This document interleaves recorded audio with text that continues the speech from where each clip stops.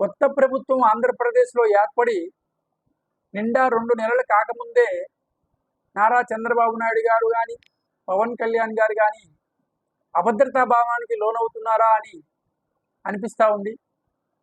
ఎందుకు చెప్తున్నాను అంటే,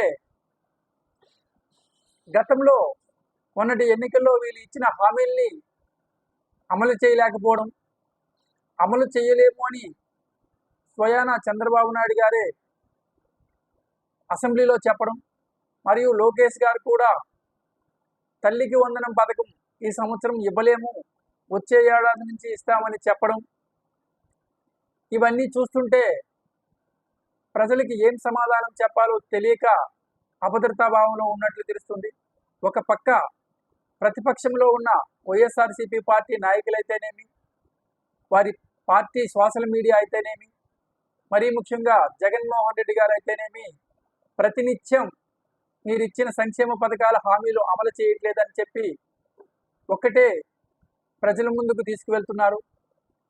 ఇది కాదన్నట్టు కూటమి ప్రభుత్వం ఇచ్చిన హామీలు దాదాపు 2 నెలలు గడుస్తున్నప్పటికీ ఒక్క పెన్షన్ తప్పితే మిగతా ఏ పథకము అమల్లోకి చేయలేకపోవడం ఒకటి.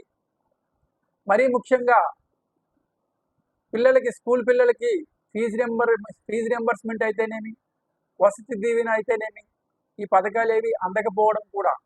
మరియు వ్యవసాయదారులకు వ్యవసాయం పెట్టుబడి కింద ఇస్తామన్న 20,000 రూపాయలు కూడా ఇవ్వకపోవడం. ఇదంతా ఒక ఎత్తు అయితే, ప్రతి ఆర్థిక సంవత్సరానికి బడ్జెట్ రిలీజ్ చేయాల్సిన పరిస్థితి ఉంటుంది. అలాంటి పరిస్థితుల్లో ఈ సంవత్సరం ఓటాన్ అకౌంట్ బడ్జెట్ రెండవసారి వీళ్ళు రిలీజ్ చేయడం కూడా ఒకంత వీళ్ళకి అభద్రతా భావంకి లోనవుతున్నట్లు అనిపిస్తూ ఉంది. మరి చూడాలి, దీన్ని ఇంకా మున్ముందైనా అధిగమిస్తారో లేక ఇదే విధంగా ఉంటారో చూడాల్సి వస్తుంది.